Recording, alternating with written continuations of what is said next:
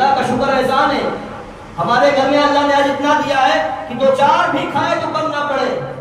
یہ حضور کا صدقہ ہے، حضور کی دعا ہے، یہ حضور کی نظر کرم ہم امتوں پر ہے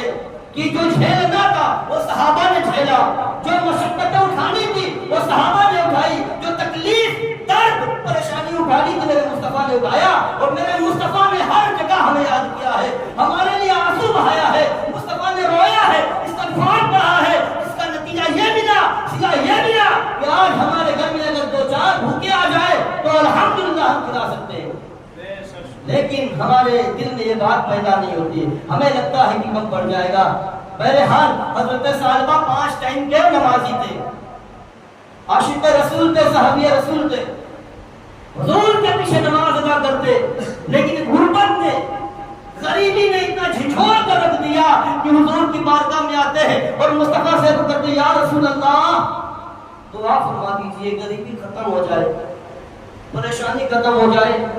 کئی روز ہو جاتے ہیں، گھر میں فاقے کی نوبت رہتی ہے، حضور دعا کر دیجئے کہ اللہ روزی میں برکت دے، لیکن میرے مصطفیٰ کی زبان سے یہی الفاظ نکلے کہ اے ثعلبہ تمہارے لیے غریبی بہتر ہے، تمہارے لیے غریبی بہتر ہے، دعا نہ کراؤ۔ حضرت ثعلبہ خاموش ہو گئی، کئی مرتبہ کئی بار حضرت ثعلبہ آتے رہے، عرض کرتے رہے، حضور سمجھاتے رہے ثعلبہ تمہارے لیے غریبی میں بہتری ہے، غریبی میں فائدہ ہے، لیکن ایک مرتبہ آئے بہت پریشانی کے عالم میں، کہا یا رسول اللہ اب برداشت نہیں ہوتا، اب دعا کر دیجئے۔ حضور نے وہی بات کہی، جب نہیں مانے تو حضور نے بکری لایا اور بکری لا کر ثعلبہ کے ہاتھ میں دیا اور دعا کر دی کہ اے اللہ، اے رب، ثعلبہ کے لیے ان بکریوں میں برکت فرما دے، ثعلبہ کے لیے ان بکریوں میں برکت فرما دے۔ میرے مصطفیٰ کا حکم تھا، میرے مصطفیٰ کے زبان پاک کے الفاظ تھے، رب ڈالتا کیسے؟ زبان سے الفاظ نکلے، رب نے قبول کر لیا، اور برکت کا یہ عالم کہ جس طریقے سے بارش ہوتی ہے کہ پورا اطراف بھیگ جاتا ہے، تو حضرت ثعلبہ پر نظر خدا کچھ ایسی ہوئی، اللہ کا کرم کچھ ایسا ہوا، اور اللہ نے ان کے لیے رزق کے دروازے اتنے کشادہ کر دیے، اتنے کھول دیے کہ حضرت ثعلبہ کی بکریوں میں اتنا اضافہ ہوا کہ ہم سنبھال نہیں پاتے، گاؤں کو چھوڑنا پڑا کہ اتنی بکریاں کہاں رکھیں گے، جنگل گئے اور وہاں بکریاں پالنا شروع کر دیے، لیکن ساتھ ساتھ جس طریقے سے ثعلبہ دولت کی سیڑھی چڑھتے گئے، اسی طریقے سے وقت با وقت حضور کا ساتھ چھوٹتا چلا گیا۔ وہ وہی ثعلبہ تھے جو 5 دن حضور کی زیارت کرتے، جب حضور نماز میں کہتے السلام علیکم ورحمۃ اللہ تو چہرے مصطفیٰ کا دیدار ہوتا تھا۔ آج ثعلبہ جنگل میں پہنچ گئے، دولت نے جنگل میں بھیجا، حضرت ثعلبہ جنگل میں بکریوں کو چلا رہے ہیں، اور بکریاں اتنی کہ جنگل بھی بھر گیا۔ اب ان کا بزنس اتنا بڑھا کہ اپنے بزنس کو کئی جگہ انہوں نے ٹرانسفر کیا، کئی سال انہوں نے برانچز کھولی، الگ الگ ملکوں میں بکریاں جانے لگی، کاروبار بڑھا، اور اللہ نے بے شمار ان کو دولت عطا فرمائی۔ لیکن یہ وہی ثعلبہ تھے کہ جب کاروبار تھوڑا بڑھا تو فجر چھٹی، اور بڑھا تو ظہر چھٹی، اسی طریقے سے 5 ٹائم کی نماز تھے، جن کا حال یہ تھا کہ حضور کے پیچھے ان کے ساتھ نماز پڑھتے تھے، لیکن آج نماز میں ثعلبہ کی موجودگی نہیں ہے۔ آج دولت کی زنجیروں نے ثعلبہ کو پیروں کو جکڑ لیا ہے، اور دنیا کی دولت نے انہیں حضور سے دور کر دیا۔ اب معاملہ یہ ہے کہ ثعلبہ نماز میں حاضر نہیں ہوتے۔ بہرحال بہت دولت کمایا، بہت دولت کمایا، بہت بیلنس بنایا، اور پھر جب رمضان کا مہینہ قریب آیا، جس طریقے سے قرآن کا حکم ہے اقیموا الصلاۃ وآتوا الزکاۃ، اے ایمان والو نمازیں قائم کرو اور زکاتیں ادا کرو اپنے مالوں کی، یہ غریب یتیم اور مسکینوں کا حق انہیں دیا جائے۔ حضور نے صحابہ کو بھیجا، اے عاشقو جاؤ میرے فلاں صحابی کے پاس جاؤ، اللہ نے بہت دولت دیا ہے، بہت مال سے نوازا ہے، جاؤ اور ان سے کہہ دو کہ حضور نے کہا ہے کہ اے ثعلبہ اپنے مالوں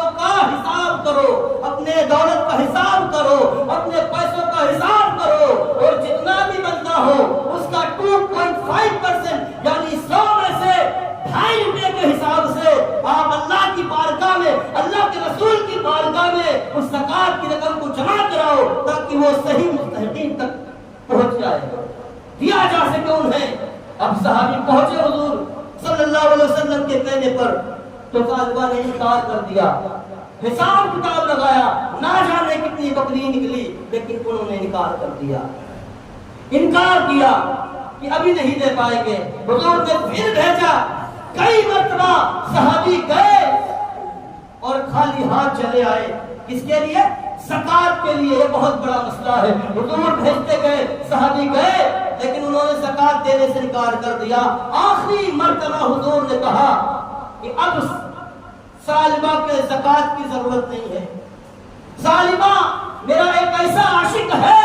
کہ جس کی دولت نے اس کے ایمان کو برباد کر دیا ہے، جس کی دولت نے اس کو خدا سے دور کر دیا ہے، اس کی دولت نے اسے دین سے دور کر دیا ہے، اس کی دولت نے اس کے رب سے دور کر دیا ہے۔ اور پھر زندگی میں حضور نے کبھی سالبہ سے زکات کا مطالبہ نہ کیا۔ اور جب حضور کا وصال ہو گیا، حضرت ابوبکر صدیق رضی اللہ تعالیٰ عنہ کا جب دور آیا تو سالبہ زکات لے کر پہنچے، لیکن صدیق نے انکار کر دیا کہ جس زکات کو میرے مصطفیٰ نے قبول نہیں کیا، صدیق کیسے قبول کر سکتا ہے۔ پھر عمر فاروق اعظم کا جب زمانہ آیا، پھر سالبہ اپنا بہت سارا مال اور دولت لے کر حضور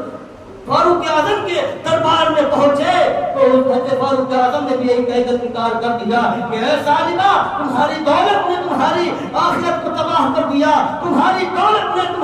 تم کو برباد کر دیا ہے، تم زکات لے کر کے آئے ہو، تم زکات دینے اب آئے ہو، حضور نے کئی مرتبہ بھیجا، تم نے انکار کر دیا ہے۔ سنو سنو سالبہ، جس زکات کو میرے مصطفیٰ نے قبول نہ کیا ہو، جس زکات کو صدیق اکبر نے قبول نہ کیا ہو، عمر فاروق اعظم اس زکات کو کیسے دے سکتا ہے؟ اور پھر حضرت عمر فاروق اعظم کے دور میں حضرت سالبہ کا انتقال ہو گیا۔ تو یہ ہے دولت۔ حضور نے کیا فرمایا؟ تمام بڑے فتنوں میں بڑا فتنہ دولت ہے۔ انسان گھر سے یہ نیت کر کے نکلتا ہے، مسجد میں بھی یہی دعا کرتا ہے کہ اللہ میری روزی میں برکت دے۔ اگر کوئی بزنس مین ہے، 1 لاکھ روپیہ لگایا ہے، تو وہ دل میں دعا کرتا ہے کہ اللہ تعالیٰ 2 لاکھ ہو جائے، 2 لاکھ والا چاہتا ہے کہ 4 لاکھ ہو جائے۔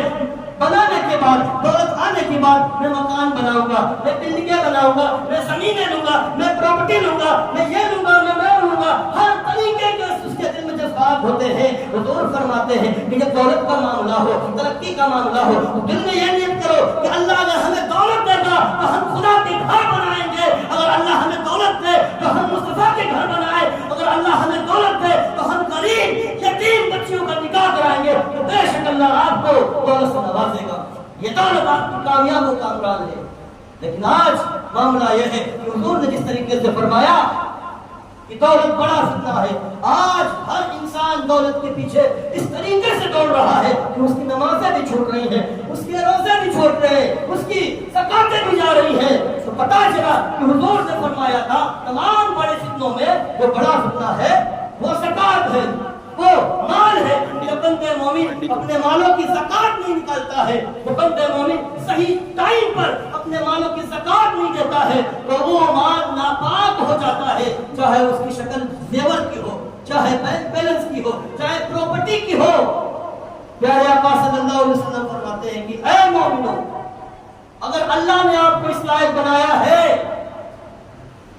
تو آپ اپنے مالوں کی زکات نکالو۔ زکات نکالنے سے فائدہ یہ ہوگا کہ آپ کا مال، آپ کا سونا اور چاندی اگر آپ کی اہلیہ پہن رہی ہے یا آپ کی بچیاں پہن رہی ہے، اور اگر آپ نے زکات نکالی ہے تو پہنیں گی وہ، استعمال کریں گی وہ، لیکن اللہ فائدہ تمہیں عطا کرے گا، اللہ ثواب تمہیں عطا کرے گا، اور پہنیں گی وہ زکات نکالنے کے بعد تو اللہ انہیں بھی ثواب عطا کرتا رہے گا۔ اور اس طریقے سے ہمارے بدن میں میل ہوتا ہے، میل ہم نہاتے صابن لگاتے ہیں، اس کے بعد عطر لگاتے، کانچے سے رگڑتے تاکہ جسم خوشبو دے، جسم خوبصورت نظر آئے، چہرہ صاف لگے، ہم اچھے دکھے، لوگ ہمیں خوبصورت کہے۔ اسی طریقے سے سونا اور چاندی مال جو ہے اس کا میل نکالو،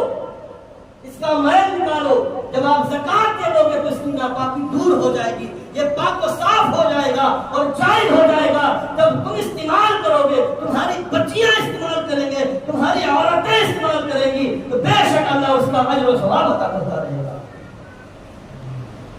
हुजूर फरमाते हैं कि ज़कात हर माल के निसाब पर फर्ज है। ये नहीं कि मूड में आया तो दे दिया, 100 हो रहे थे 50, अगर आपने 100 रुपये में से एक भी कटिंग किया, एक भी रोका, तो आपकी ज़कात मुकम्मल नहीं हुई। तो इसलिए हुजूर ने फरमाया कि अब पहले अपना सब कुछ जमा करो, हिसाब लगाओ, मार्केट में पता लगाओ कि सोने की क्या रकम चल रही है, चांदी का क्या है, पैसों का हिसाब किताब है। तुम्हारे पास अगर एक घर है जिसमें रहते हो, तुम्हारी बीवी बच्चे रहते हैं, कपड़े हैं, तुम्हारा सामान जिससे तुम काम करते हो, इसके अलावा अगर ऐसे घर है, ऐसे फ्लैट है, ऐसी गाड़ियां हैं, ऐसे रूम है कि जो भाड़े पे चल रहे हैं, जिससे कमा रहे हो, एक घर के अलावा, कपड़े के अलावा, घर के राशन के अलावा जो भी चीजें हैं, उन तमाम चीजों पर ज़कात फर्ज है। ज़कात देना लाजमी है। और अगर आपने ज़कात नहीं दिया, आपने अपने अकल का घोड़ा दौड़ाया कि हम होशियारी कर ले, तो हुजूर फरमाते कि जिसने ज़कात देने से मुकर किया, बहाना लाकर खड़ा किया और ज़कात